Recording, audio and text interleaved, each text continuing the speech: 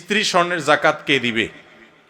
যদি স্ত্রী মালিক হয় কিন্তু স্ত্রীর ইনকাম না থাকে তাহলে কি হবে? স্বর্ণ বিয়েতে কিংবা বিভিন্ন উপহারের মাধ্যমে পেয়েছে, স্ত্রীর স্বর্ণ গহনার মালিক কে? আগে সেটার উত্তর দেন। বইয়ের স্বর্ণের মালিক কে? কে বলতেছে? স্বামী। চাচা আপনি? আপনি চাচির সারা জীবন স্বর্ণ দিয়ে এই কাম করছেন? লা হাওলা ওয়ালা কুওয়াতা ইল্লা বিল্লাহ। এটা একটা কাজ করলেন চাচা। চাচির সব স্বর্ণ দিয়ে বলছেন মালিক আমি, মানে আপনি মালিক।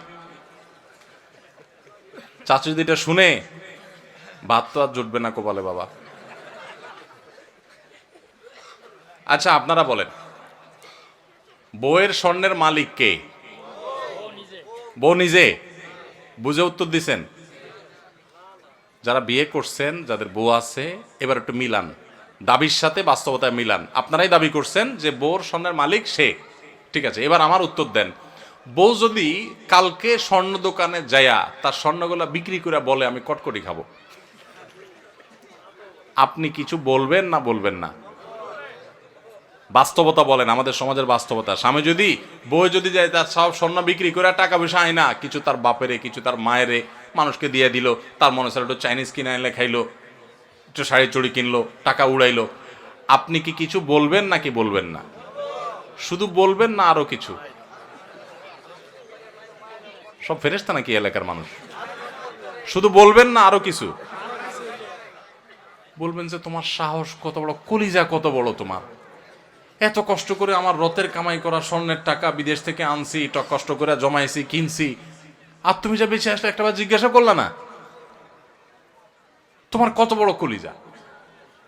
সেদিন এসপার ওসপার কিছু একটা হবে কি হবে না? তাহলে একটু আগে বললেন বউয়ের স্বর্ণের মালিক বউ, এখন আবার যে মালিক তার জিনিস সে বিক্রি করলে আপনি বলার কে? কথা কি বুঝছেন না বুঝেন নাই? আমাদের দেশে স্বামী স্ত্রীর পারস্পরিক টাকা পয়সা স্বর্ণ গয়না এগুলোর ক্ষেত্রে বড় ধরনের একটা ঘাপলা আছে। ঘাপলা ঘাপলা ঘাপলা বুঝেন? একটা গোজামিল আছে, গোজামিল। এই যে জাকাতের প্রশ্ন আসছে, আমি জানি গোজামিলটা কেন আছে। বইয়ের স্বর্ণ এটার মালিক কে জিজ্ঞেস করলে আপনারা নারায়ে তাকবীর বলেন যে হ্যাঁ বউ মালিক, আবার বেচতে গেলে আপনি বাধা দেন।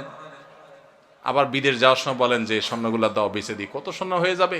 তো সে মালিক হলে আপনি নেওয়ার কে?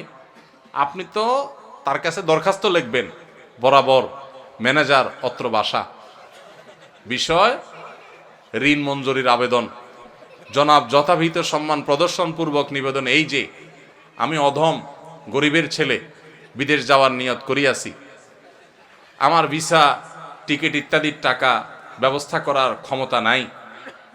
মহান আল্লাহ আপনাকে যে স্বর্ণ গহনার মালিক বানিয়েছেন, অনুগ্রহ করে সেখান থেকে কিছু স্বর্ণ বিক্রি করে আমাকে ধার দেওয়ার বিনীত অনুরোধ জানাচ্ছি। আমি যথাসময়ে আপনার ঋণ পরিশোধ করিব। আমার ঋণ সুদমুক্ত ঋণ মঞ্জুর করিয়া আপনি বাধিত করবেন, বিনীত আপনার অধম স্বামী। আপনি তো এরকম দরখাস্ত লিখবেন, না লিখা তার স্বর্ণ নিয়ে বেঁচে চলে আসতেছেন। তাহলে বোঝা গেল মুখে বলতেছেন সে মালিক, বাস্তবে কিন্তু আপনার আচরণ দ্বারা প্রমাণ করতেছেন সে মালিক না, তাকে আপনি জাস্ট দিছেন, মনে চালে নিয়ে যাচ্ছেন। স্বামী স্ত্রীর অ্যাকাউন্ট একেবারে পরিষ্কার হতে হবে।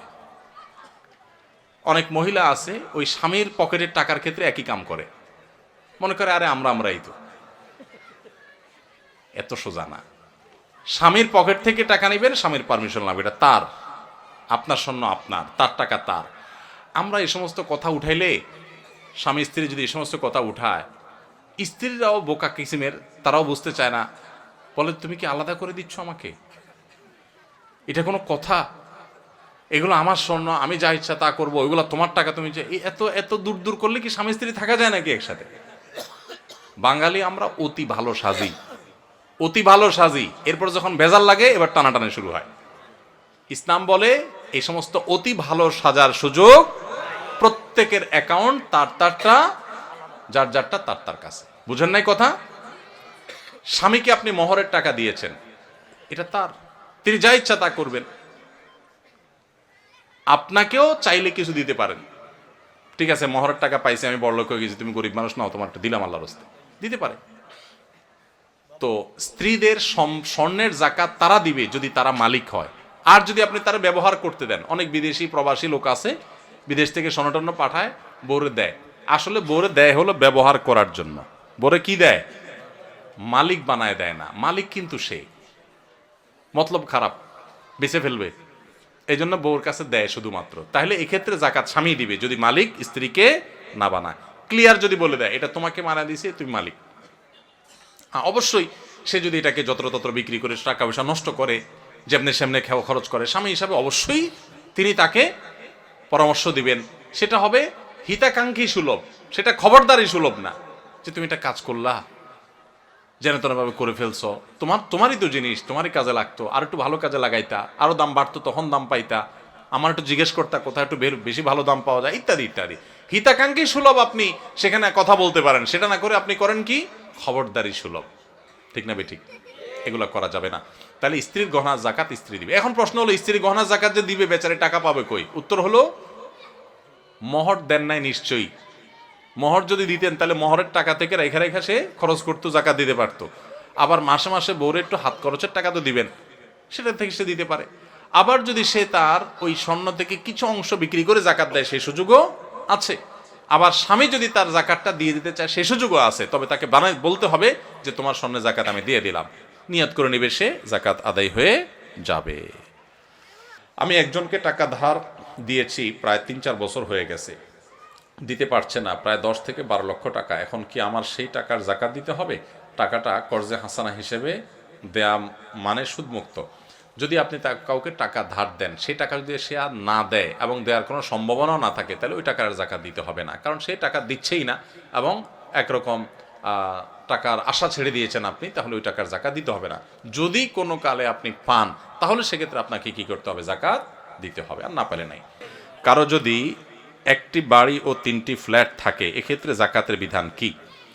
বাড়ি কিংবা ফ্ল্যাট, এটার ভাড়া দিয়া তার সংসার চলে, এরকম যদি হয়, তাহলে সেক্ষেত্রে তার ওই বাড়ি বা ফ্ল্যাটের মূল্যের উপরে জাকাত আসবে না।